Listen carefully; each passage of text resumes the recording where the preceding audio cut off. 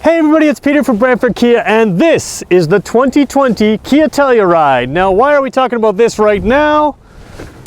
Well, we're talking about it because of this. Best large utility vehicle in Canada for 2020. So we are filming this before the Toronto or the Canadian International Auto Show, and this vehicle is now in line to win the Canadian SUV of the year. Now, we've been here a year ago with the Kia Stinger, and actually the Kia Forte also won its category.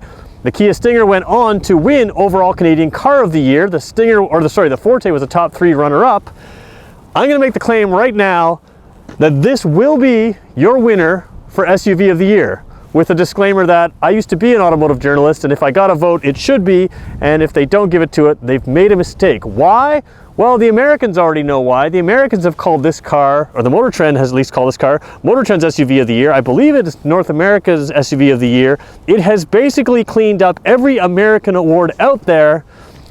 So to the Canadian Automotive Journalists Association, are you gonna do the right thing and make this the SUV of the year in Canada as well? We'll find out, but we're gonna do a full walk around of this car. So we've already got a bunch of videos up of this car. We've had it for a little while. This is the top of the line SXL trim. It does not have Napa leather. We're gonna talk about that in a second. If you're watching this at work, or if you're watching this where you can only give me a couple minutes of your time, we're probably gonna make this a little bit more of an extended version of this video. So make sure you hit the watch later button on this video, and you can watch it at home when you have a little bit of time. But if you're interested in this car, we're gonna go through every single detail, well, many of the details. And if you have questions after this video, ask me in the comments. I'd be happy to answer for you. And we'll do more videos of it as well. So here we go, the 2020 future Canadian SUV of the year. We'll find out, let's go take a look. All right, when we do our walkarounds, we always start at the front of the car. Now, of course, styling is a big feature of this vehicle. A lot of people prefer the styling over, for instance, the Hyundai Palisade. The Hyundai Palisade is out there. It's a good car. I think there's a reason that this car continues to win over and over and over again in those comparison tests between something that is built on essentially the same platform. We're going to talk about some of those features. So first of all, styling is the big thing.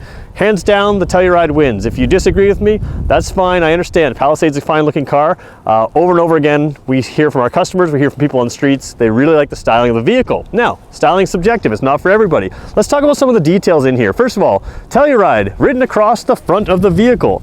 Very similar to what Land Rover does with their Discovery. They put that across there, so it's kind of a unique thing for Kia. You got the big Kia badge down here, the nice grille out front, which is sort of a metallic look, and metallic look up here as well. Little camera underneath there, that's for the 360 camera. Radar plate down there, all kinds of features about that radar plate. We'll talk about that in a few minutes. LED headlights, both high and low beam here. LED marker lights, which are orange lights in Canada when they're on. And you've got LED fog lights down there. Little things you don't think about. These vents right here are actually active vents. They send air through the wheel well, and what they do is help cool the brakes, but they also help reduce turbulence. Aerodynamics and fuel efficiency are a big piece of this. Has a 3.8 liter V6 engine. It runs the Atkinson cycle. What does that mean? Atkinson cycle is a cycle, the way the engine runs. It's most often used in hybrid cars, but we're starting to bring it to regular cars. The knock against an Atkinson cycle engine is that it takes away torque, but it does add efficiency. So what do we do about that? Well, you put an 8-speed transmission in. Torque can be multiplied. If you think about it, if you gear a bicycle the right way, you could tow a car easily. You just have to spin lots of times and gear it. So with an 8-speed transmission, they can multiply torque where you need it, and you can make up for what would be a perceived lack of torque in an Atkinson cycle engine, and you still get fuel efficiency. So how does that work? Well, in real world fuel economy, and even actually in the rated fuel economy, this car, even though it has a 3.8 liter engine, it's larger than the Sorrento's engine, has very similar fuel economy. So you have a bigger, heavier vehicle from a bigger engine. They both have 8-speed transmissions, but that Atkinson cycle, and among a few other things, help keep the fuel efficiency very reasonable for the class in this vehicle. So great features there, real smart design. A little bit of Kia design work as well. We're talking in the windshield as well. You may not be able to see it, but we have the tiger nose grille, which is that pinched in grille here. We've echoed that in several of our cars across the windshield, and the Telluride is no different. It also has that sort of dip in the windshield there, and you can sort of see that. We'll have to show you a better picture of that in a second. So overall front styling, very good, very squared off. Sort of the size-wise comparison, it really is similar to like a Range Rover type vehicle, Range Rover Sport type vehicle. And I think that's sort of the sweet spot in the large SUV segment. Let's talk some styling along the side of the car now. So as we move along the side of the car, you've got these nice big 20-inch rims. Even on the base model, you still have the 18-inch wheels, but the 20-inch look great here. Now I mentioned this is the SXL model. This is the very top of the line model with one exception. When the car was released, the top of the line model had Napa leather. Big differences in the model, a couple different things, we'll talk about them in a second, but one big difference is it had 7 seats instead of 8. So the rear seats, or the middle row seats I should say, are captain's chairs. We're going to show you them in a few minutes. The Napa leather has been very difficult to get, and because of that, the SXL trim has been difficult to get. So what they did is they brought out an SXL vehicle with regular leather, and that's what this one is. Makes it easier to produce the captain's chairs the way the model has been ready to be equipped. Saves you a tiny bit of money over the Napa leather. Still feels like a completely luxury vehicle, but it does save us that ability where we were having availability issues. And why are we having availability issues? Well, because this car has been selling like crazy, far more than they expected. They expected it to do well, but in North America, it has far exceeded everybody's expectations. All right, back to styling details. Go across here. Right here in the mirror, you have another little camera right here, part of that 360 camera, but it's also part of a system when you switch lanes. There's a blind view monitor. So when you switch lanes, this camera here shows your blind spot. And I'll show you a little picture of actually the opposite side of the car to show you this camera. It's just in the mirror, it's real subtle, but when you signal, the side of the car becomes visible in the center of your dash in a screen. Super, super intuitive. You can glance at the screen, see that your blind spot's clear. So not only do you have the little orange light in the mirror with the blind spot monitoring, you also have the camera where you can glance in there, and it's not just the passenger side. Some vehicles decide to prioritize just the passenger side. This is driver and passenger side. Whichever way you signal, you're gonna see the side of your vehicle and in your blind spot and see if there's anything there. Super, super helpful. All right, back to styling. Got this little, metallic looking trim across here, sort of a brushed aluminum kind of look to me. As it comes along here, a little bit of a styling detail bumps up there. I think that just adds some character. These are the things that when you're looking at a car in a video or a picture, you don't really see them, but as you start to see the car in person, you're like, wow, that car really looks good, and you don't know why. And it's the little details like this that sort of stand out and make it look special. You've got roof rails up here, big, long roof rails. So if you're a kayaker like me, you can set your crossbars really far apart, set the kayaks up there, bikes, anything you want. Big skis, ski boxes, all those kinds of things. Tons of room there. There is a dual moonroof up there. We'll talk about that in a second. Little other details, just practical details. You can see the doors here wrap all the way around. What that means is when I get in and out of the car and I brush my pant leg against the side of the car, the outside that's dirty is out of the way and what's inside is clean. So I can brush my legs against there and not get that dirt on my pants. Little details you don't see in the spec sheet, but design details that make a difference. Coming along the back here, spoilers. Everybody does a spoiler up top here. It's kind of a normal thing. What Kia has is a little black spoiler along the side here as well. And the lights have a sharp edge right there. So what does all that do? Well, the big thing with aerodynamics and fuel efficiency is having a nice sharp cutoff line. That's why they put this on the top. By putting a subtle one on the side, by putting one on the lights as well, you end up with that great aerodynamic efficiency, which makes the car more efficient overall. So really smart design there. The SXL, SX and up actually, have LED lighting here. So you have some different lighting here. Your signals move up to the lights here. So they do separate things in the other trim levels, but your LED lights are in here. So there is a subtle difference in the rear lighting on the Telluride. We're gonna take a little bit closer look at the back end before we move into the driver's seat and throughout the whole vehicle. Let's do that now. So you can learn a lot of things from the spec sheet of looking at the vehicle and seeing what they are. One of the things you're going to see is a smart tailgate, and that may not make sense to you just when you see it. Now I have not turned it on right now, but we do have other videos showing that smart tailgate. The tailgate, of course, is a powered tailgate, and I can just touch this button here, or I can touch the remote, and the tailgate will open automatically. So what a lot of our competitors do is they have a situation where you're swinging one foot underneath the car, and that will open your tailgate. The problem is, we live in Canada, and you may not be able to see it right now, but it is frigid cold outside, and my hands and ears are frozen. What happens if the ground's wet in Canada? Well, you have ice and snow down here. When do you need to use that feature? When you're carrying stuff. Maybe it's a little baby, maybe it's some stuff, maybe it's something fragile. You don't want to be standing on snow and ice, waving your foot like this, hoping that the sensor can read your foot in all that snow and ice. What you want is you want to have your proximity key in your pocket. You want to approach the rear of the vehicle and have it open automatically because it senses your proximity key. And that's what our smart tailgate does. And again, you can watch that in some of our other videos. You just approach the car, the trunk will open, you touch it on the inside where it's clean to hit this button and the trunk will shut. Now I'm going to take my notes out of here. There's my list with the highlights of things I wanted to go through. We may or may not get to all of them in this one. this is what you really see here. You have seats in the back. There are 3 seats across, so it's a 60-40 split in the very third row seats. These seats can tilt back towards me for comfort, or they can sit nice and square to fit extra cargo space in there. You can see the pass-through through the middle in this car, and if you can't see, I'll take a better picture and show you through right now. There is a pass-through through the center because you have those captain's chairs. We're going to talk about them in a second. But if you're looking for comfort in a third row seat, this vehicle has it. One surprise feature that you may not see is there is a underfloor storage area here, and you can take this panel. If I take these mats out, we haven't put the mats in the car yet, we'll leave them out. If you take that out, you can take this panel loose, drop it down there, and deepen the floor. So when those seats are up, almost like a minivan has that nice deep floor well, you can do that in this car. Or if you're like me, maybe you've got your gym shoes or your laptop or other things you just want out of sight and underneath the floor, well, you put your other stuff in the store and get a big in the floor, and you get a big long storage area there. You can just leave that there and store all your stuff underneath there. Other thing you've got to put the seats down, there's buttons on the side here, 12-volt port as well. There are USB ports everywhere in this car. So you got 2 in the very back here, several out throughout, some in the armrest, some in the front, lots of USB ports to keep your devices charged. So, not a minivan replacement. People have asked me that. It seats 8 just like our minivans do, just like our Sonata does. This isn't really a minivan replacement. The rear seats are not temporary seats. They do fit adults. It is tighter than a minivan, but again, sort of that real in-between section. Not quite as roomy as a minivan in the rear seats, but certainly comfortable for adults to go back there. They're not temporary seats like would be in other cars. If you buy this SXL model, with the captain's chairs in the middle, you're really looking at a luxurious spot for the front 4 occupants and a very comfortable spot for the rear 3 occupants as well. Let's work our way to the middle row seat. We're going to talk about some of those features, and then we're going to move to the driver's seat and talk about the tech features in this car. And there's a lot of them, so we'll introduce them, and if you have questions about some of the features that I've brought up, feel free to ask me in the comments to do a better video on just those features, and I'd be happy to do that for you. Let's move away to the middle row seats now.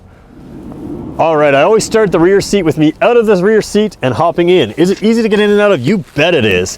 Really easy. There's a grab handle up here, and the first thing you'll notice is maybe I'm sitting a little more upright than you would like me to. Well, you can tilt way back. So now again, I can move this seat if I need to, forwards or back.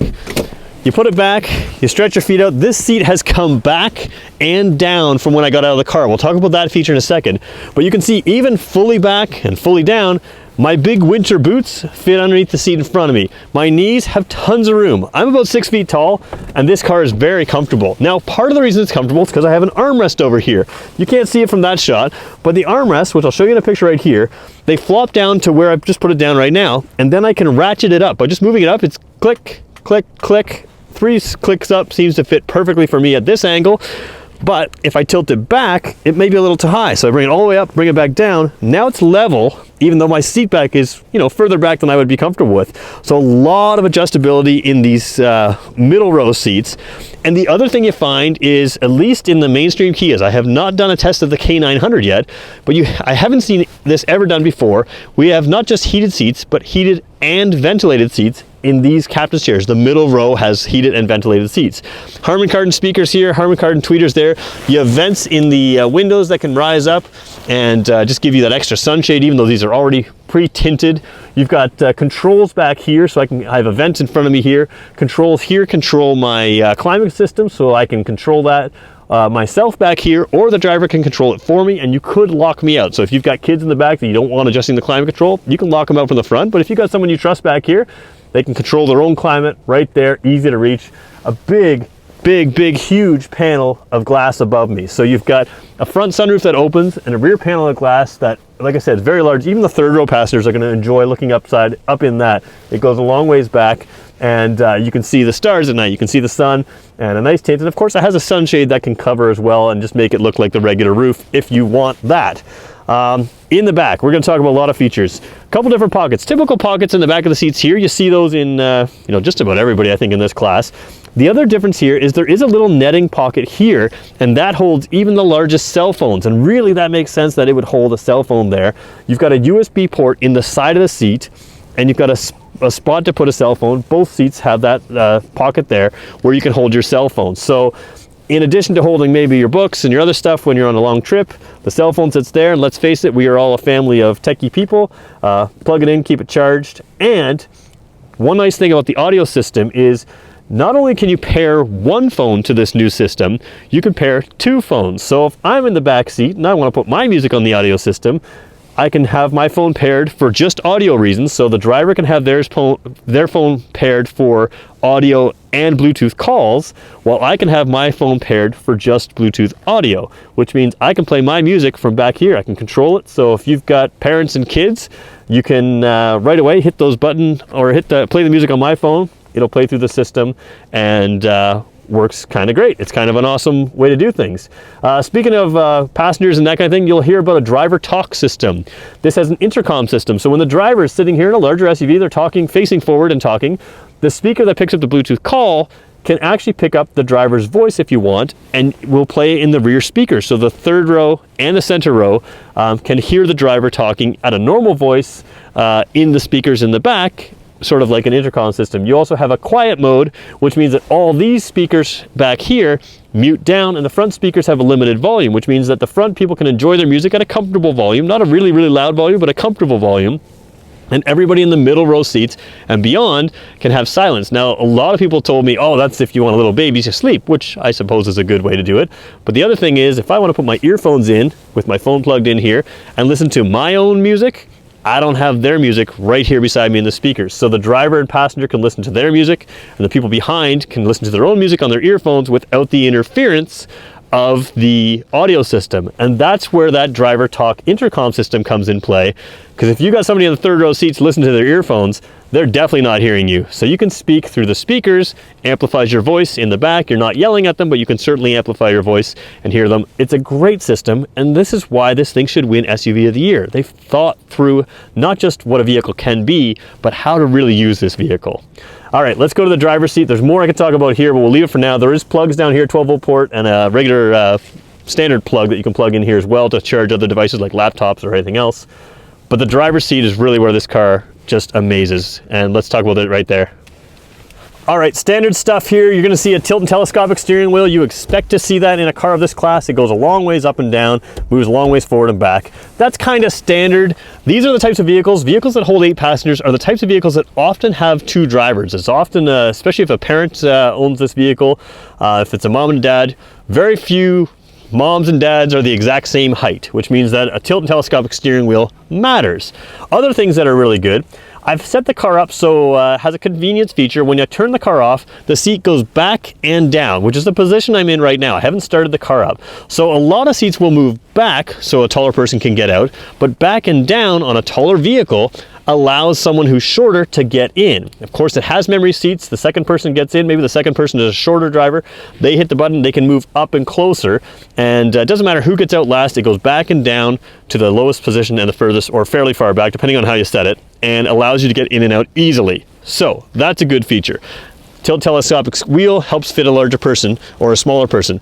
The other feature you have is in the front here. I'm pressing a button with my fingers. Underneath my knees, I am lengthening this seat.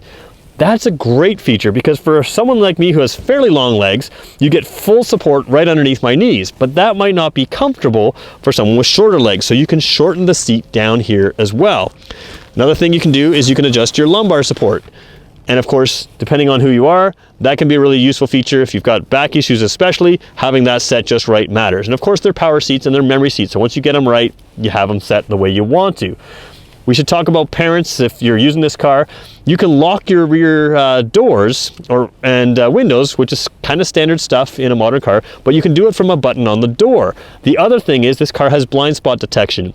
Imagine if you're parked on the side of the road and you have to let your kids out of the car. They always seem to jump out right before you say, okay, you know, it's safe to go. Well, that blind spot detection can sense traffic coming up beside you. If the rear passengers try to open their door while there's traffic coming, they can be locked inside. In other words, the door handle won't work, so they don't open it up into traffic while a car is coming. And that can be controlled automatically. It's a safety thing. Also, the vehicle can warn you if you've left your child in the car, which is of course a big issue, and you know, has sensors that can do various things, including working with your app. So this car has UVO intelligence. That is a few buttons, actually they're not on the mirror, a few buttons up here on the dash They control all kinds of things, navigation, emergency calls, but you also have an app on your phone. You can start the car, you can preheat it, preheat the seats, preheat the steering wheel. I don't know if you can preheat the seats, I think you can. You can preheat the steering wheel for sure, but you can preheat the temperature, do all those things, or cool it down in the summertime. So you can start it from your phone, you can locate it, you can do all kinds of things from that app. All of that is free for 5 years. It's a fantastic app. I will admit the interface at this point is a little slower than I would like, but the features itself are excellent on that app. So some of those features can be sped up through software, and they have been as we've been using it. So the other thing is those that Euro Intelligence feature, one of the things it used to cancel out was it used to get rid of the home link buttons, which are the ones that can open your garage doors. This one still has 3 buttons here that you can program to open your garage door. So maybe you've got 2 garage doors at your house and 1 at a friend's house or your parents' house or something like that. You can program all 3 of those to open garage doors in your house or in your neighborhood, wherever you need to be. So that's helpful. All right, general features, automatic headlights, automatic wipers, those kinds of things are kind of standard. Automatic high beams, those will be standard kind of features. Highway drive assist, let's talk about that real quickly. In the dash there, you can set up highway drive assist. Now this is a unique feature. We talk about Teslas and autopilots and self-driving cars. Really, it's kind of a lot like that. So we can do a video on this in the future, and we will. Lane keep assist is what most Kias have now. Many Kias are capable of steering themselves, and the lane keep assist can allow you to keep the car centered in the lane. This car does that. It also has a smart cruise control, which can of course accelerate and brake all on its own. This one has smart cruise control with stop and go. What that means is that if I'm going, let's say 110 kilometers an hour, and that's where the cruise is set for, you wouldn't do that. That would be illegal, of course, unless you live in the space where you can do that. Anyways, 110 kilometers an hour is where you set your cruise. Someone cuts out in front of you, they're going 80 kilometers an hour, the car will slow down and give appropriate space. When they clear, or when you clear them, it will pick up speed. A lot of smart cruise controls do that. A lot of them don't have stop and go, which means when you hit stop and go traffic, it'll bring the vehicle to a complete stop and allow it to accelerate again. Basically, you set the cruise for 110, you don't touch your gas or brake, it'll accelerate and brake, or brake and accelerate right down to a stop, continue to go. You'll never exceed what you set it for, but it'll keep a nice safe distance, and it works really, really, really well. So the highway drive assist combines those 2 features, accelerating and braking and staying in your lane, and essentially means, I can't say you should do this with your hands off the wheel, but a car will steer itself down the center of the lane, will keep the space, and it's an assistant to driving. You're still in control, it's still your responsibility, but the car will follow the lane, it will follow cars ahead of you, it will do various things, and it just makes it easier to drive on a long trip. This car has it, we're going to talk about that a lot more. Other little features you maybe hear about, ambient lighting, not just ambient lighting, but you can set sort of a theme lighting. So we'll show you on the screen here, several different themes. You can set the ambient lighting up for just certain colors, custom colors, but also sort of theme lighting, which is very cool. We're gonna do a video at night of this car. We just got this SXL in, so we'll have to come back and do a video when it's darker out sometime. Tri-zone climate control, kind of a standard thing in a vehicle like this, but it works really well. Set the driver temperature, passenger temperature to different zones, different temperatures. You can set, this one to say 22. My wife is always colder than me, so she always sets hers warmer, and the rear passengers can have their own temperature as well, which I can set from here, or like we said earlier, they can set from behind them. Drive modes. Canada's different than the States. We get, on the drive mode side, comfort, eco, sport, and smart. So that's the drive modes. Then we have terrain modes, snow, mud, and sand. This is an off-road capable vehicle. It can go in the snow, it can go in the mud, it can go in the sand, and drive and terrain modes is all controlled from a dial here. That's different than the American model, so if you're watching from the States, they have a different system. Ours is better. Again, another reason why if this car's already winning awards in the States, it really needs to win them in Canada. A lot more features. You can set the heated seat to come on. So let's say you start the car, and it's a cooler temperature, you can set the heated seat to automatically come on. You won't even have to hit the heated seat button or the heated steering wheel button. I've set that up so when the car turns on and it's cold, both my seat heater and my steering wheel heater automatically come on. This is what modern cars are capable of doing, so why not make them do it? Kia's thought ahead here. So we can talk about all kinds of features. Basic look of the dash. This wood, is it real, is it fake? It really looks real, and I've had people be completely convinced that it is real. It's not real, but boy does it look good. And the feel of it, it has a texture to it. It looks modern. It's not the finished wood that came in the cars in the 1980s. It just looks really, really sharp and has a nice texture to it. All the metal in here, same thing. It's not actual metal, but it feels like real metal.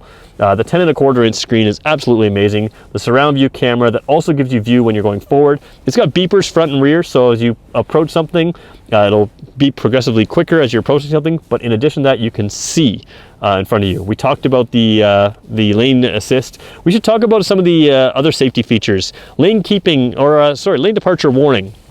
A lot of cars will warn you that a car is in your blind spot by beeping, or the light will come on, or various other things, and this car will do the same thing. One thing this does is it will actually actively assist you, because the car is capable of steering itself. If you decide to steer into someone, it'll just nudge you back. Now you can override that. If the alternative is hitting a pedestrian on the side, it'll let you steer into a car if you need to, but it will nudge you back if you start crossing while there's someone beside you. It will, if you're reversing and someone crosses your path, not only will it warn you that someone's about to cross your path, maybe you don't see them in your backup camera yet, maybe you can't see them left or right because you got vans parked beside you and you can't see through. If there's someone crossing your path, you will be warned, but the car is also capable of braking as well to avoid collisions. So collision avoidance, I can't say this car has every system ever made, but a collision avoidance systems, if Kia makes the system, it's pretty much in this car, to my knowledge. Any system that they've ever made is in this car. So you've got top safety ratings because you have more high strength steel than almost all of our competitors. You've got, of course, crash test performance is important, but the big thing with safety tests now is collision avoidance. And this car has all the features, including the camera up front to see things, as well as a radar plate to see things so it can avoid collisions. Safety is a big thing, comfort's a big thing, luxury is fantastic in this car. Even without the Napa leather, the seats feel really rich and really nice. Ventilated pattern look, they look fantastic. Harman Kardon sound system is the best sound system we've ever had in a Kia, period. Fantastic. So let's wrap this video up. All right, so I get criticized sometimes for making really long videos, but what we find is that those longer videos actually help the actual buyers of this car. So if you're an actual buyer of this car, we want to earn your business. If you're in Ontario, give us a call. We'll hook you up with the Telluride. We can get them. They are hard to get, but we can get them. Big thing is, if you have questions about this car, even if you're not in our area, let me know. I want to make more videos on the car, but I want to make them to what you want to know about it. So I'll make shorter videos on certain features of the car. We're going to do an interior thing. We're going to do a Telluride at night. We're going to do all kinds of things. We do expect this car to get a lot more press in the future. I still fully expect it to win car or SUV of the year this year in Canada. But we will have more vehicles and we will do more videos for you. So let me know in the comments what you want to know. I'll answer in the comments, and I'll also make more videos. And thanks everybody for watching this long video. I appreciate all your views, and yeah, thanks for watching. Have a great day.